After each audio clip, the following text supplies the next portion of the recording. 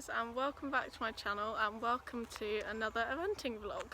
Please excuse the state of my hair. I'm currently house sitting and I left my hairbrush at home, and I'm going to get it off Mum today when she comes to get me. So we're going to walk the course in about an hour probably.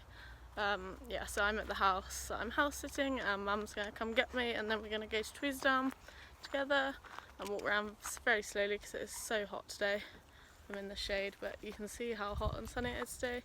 So it's Friday, we're not competing till Sunday, but it's just easier to get the course walking out the way. That's Hetty in the background, she's one of the dogs I'm looking after, and maybe behind me, you can't quite see because it's bright, that's some of the sheep. And in the background there is Timmy, the grey pony I'm looking after. So I will see you when I'm at Tweseldown.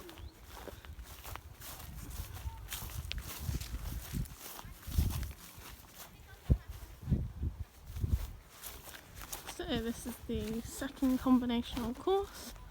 Just kind of looking at how I'm going to ride this, thinking I'm going to stick to the left, then come down here, keep her straight for the skinny. We're just coming up to another combination. I apologise in advance for the lack of course walking footage because I know I haven't filmed that much, but it is so hot and I'm just trying to walk the course and get this done. You can kind of see that it's kind of in the shade. There's like a skinny at the bottom there and then a chicane after. So I thought I'd just add in the 4 fences that we did actually jump on Sunday.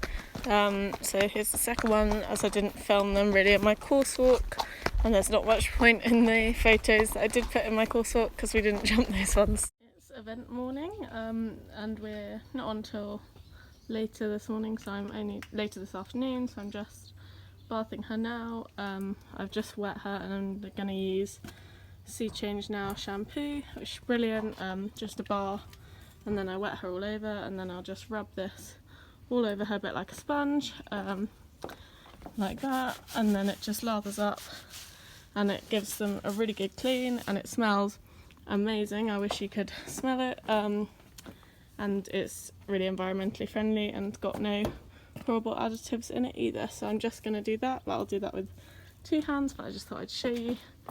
And then I just rub it in a bit more, and then I'm just going to bath all of her and then plait her up and then do her studs, and then we'll be ready to go. That's it.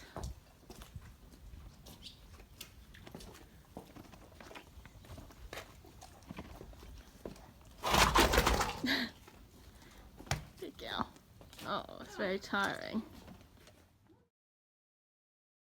All ready, we're plaited, her tail is now plaited, her studs, her stud keepers are in, she's got pads on her front feet now, and we are ready, so she'll just go in the stable until we come back up to go. We are on our way to Tweseldown now.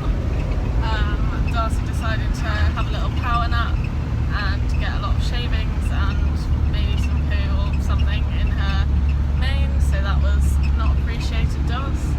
And we're on our way, and that's about all that's happening. We are here. Dars is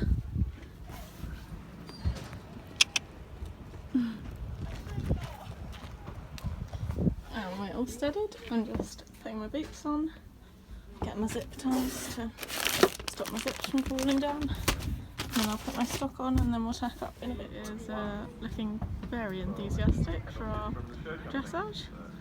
Hope I can keep her nice and calm and steady. So, she does look a little bit of a seaside donkey. Hope you wake up, Darcy, because otherwise this is going to be very hard work for me. So Darcy warmed up really well for her dressage test, and actually, unlike Aston and Tweseldown, she didn't fall behind the leg going into the test, but that did mean it was slightly rushed because I was probably just kicking on like I normally have to in her tests, and it was a slightly step up of a test with some medium canters and the halt at the beginning, which we're not really used to doing, especially not out on grass. So I was really happy with the test generally.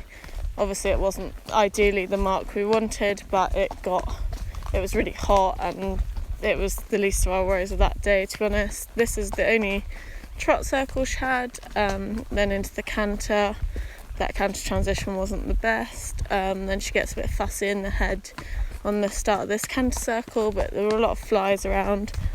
And then we come up to the top of the arena and go into the medium canter, where there's not huge difference in her stride, but on grass this is a fairly new movement for us. I wasn't expecting the best medium canter. I haven't got her score sheet yet, but I would be interested to see eventually what her scores are like through the test and if they got better at the end, because I felt the test got better as we went on. Then coming into the canter circle on the left rein, which was a bit steadier, although on this angle looks quite big. So I'm not sure if it did look like that from the judge's point of view, but if it did, I would have definitely been marked down there for accuracy. Her medium canter on this rein looks a bit bigger, slightly more different in the frame and in her general stride, so that's good. I was really happy with that canter. And then coming across diagonal to the trot transition, I was pretty happy with that transition. And then moving away into the trot, into the walk, she did a little bit stall, which she tends to, just sort of goes into the walk and basically stops. The long walk started well, then just came up in her head a little bit. She sort of does a few strides really good and then has a little look around, so we just need to work on that. At the centre line and into a nice final halt. Quick update from a very hot post-dressage Lucy. We lost probably a few marks at the beginning for accuracy, and just general start of the test was a bit, she was nice and forward but it wasn't very flowing, and she was quite head shaky because of the flies. We tried to put some ears on last minute to help that, but didn't really make much difference. But the back end of the test I was really happy with, so hopefully we'll see that reflected in the sheet. But we'll see later. So some of the feedback from my Aston vlog was that people wanted to see like more of the show jumping, so I've put a full round on, and I thought I'd do a bit of a voiceover. So this is coming to the third fence. I'd actually lost my stirrup, I think after 1, and then lost it again at 2. But actually she jumped that best, probably because I was trying to get my stirrup back and not focusing on her. Then she goes to stop here, gets really underneath it, takes the pole, managed to get through the double and jump through the distance to get right. Then I really tried to sort of reset my canter because it had all gone a bit crazy at the first part of the course, losing my stirrup and then just getting that awful jump. And that was really good because she then jumped 6 really well. I think 7 was the next one she had down, but you can't really see it on the video. I can't really remember what happened. She probably just got a bit underneath it. Then I slightly panic and flap at her over that oxer there. Then we're nearly done. This is fence 9. She gets a nice enough jump there, and then up to the final double, which is 2 strides, oxer in and a upright out. And she does jump this really nicely actually. I was really happy with how she made the 2 strides and made it over the upright. As we only managed to jump 4 fences, I don't have much cross-country footage, so this is her coming out the start box, which I was actually really happy with. She jumped fence 1 out of her stride really nicely when she can sometimes be a bit sticky, and then here she is moving away to fence 2. Again, fence 2 I was really happy with how she jumped. I kept slightly to the right of it just to not waste time, and she was really good. And then on to 3. So as you can probably tell, this is post-event me. It's actually Tuesday morning, so the last thing I really felt like doing after cross country on Sunday was getting my camera out and filming, so I nearly thought, oh, I'll just leave the vlog because I really have like no footage, as you'll have probably seen. There's not much from the day, but I didn't want to leave the vlog and people think, oh, like she didn't vlog because it's a bad day, because as if you follow my social media, you know I pretty much post everything, even on our bad days.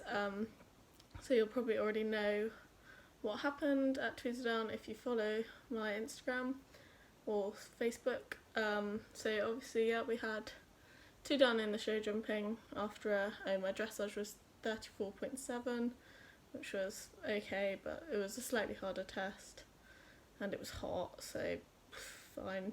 Dressage was the least of our worries on Sunday.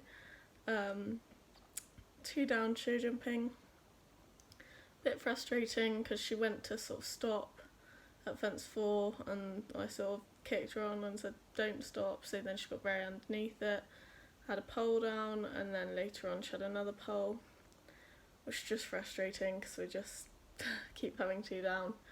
And she can jump, she's a really good jumper, show jumping normally, and just this season she's just been 8 faults every time, which is just frustrating. And then the cross country, so warmed up really well, really happy, came out of the start box, probably the best she's ever come out. She's not always, she's not fiery out the start box, she's pretty lazy generally, so she properly went out of the start box. Over fence 1, fine, fence 2, fine, fence 3, fine, fence 4, not fine. So fence 4 came round, it was 2 houses, 2 strides, slightly offset. Not much run up, but she's seen enough and jumped much harder things than that she should have really gone. Stop at fence part A, turn around. I stopped for a second and went, do I give up now? Do I go home? But I said, no, come on, let's jump through. Stop at B. Which is frustrating, she didn't need to stop. She can have 1 stop at a fence and that's kind of okay. That's what she did at Aston Tweseldown. That's fair enough, it's a bit green. She goes second time, that's okay. Didn't go second time, not okay. Went round again, jumped it, then pulled up because there wasn't point in running her after that. It was hard ground. The ground was as good as it's going to be, but there's no point running her unnecessarily around the rest. So yeah, walked home, had the jump judges telling me how to walk home. Unfortunately for us, we know pretty well how to do that now, so didn't need that much guidance, but we got home, and yeah, this is my honest update of my rubbish day.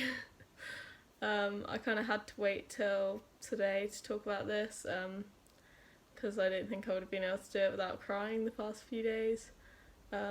Yeah, it just, for me, I mean, some people say, oh, it's just one bad day, like it was hot, but for me this has been a long 2 years, and I really thought we did have it at this point, and that just got kind of shattered on Sunday, which is obviously a bit unfortunate. So yeah, we'll make a plan and hopefully we'll be back soon. I'm not giving up quite yet, Das. So as you can probably tell, I forgot to film an outro for this vlog, so I'm currently on Das. It's actually a week now since Tweseldown. It's Sunday. That's embarrassing. It's taken me that long to get this video up. Normally I get them up on the Monday after the event. So, oh, there's a deer in the distance. I don't think you can see it. Just ran off. But so yeah, I hope you enjoyed watching this vlog. It's a bit of a different one because I didn't film. We got ready for the cross country down at the show jumping, so I didn't really film anything down there because we were holding Das because we didn't have anywhere to tie her up. So didn't film anything in between those 2 phases. Then obviously didn't film anything after because that wasn't going very well. And then a few days later I managed to film, and then now. So I hope it's not too random when all the footage is from, and there's enough footage to make it interesting. So if you did enjoy it and you enjoyed the slightly more honest update, which we kind of have to give when we ride Das because it doesn't always go well, but please give it a like, comment and subscribe to my channel if you haven't already, and follow us on Instagram and Facebook at Lucy Butcher Eventing for more regular updates.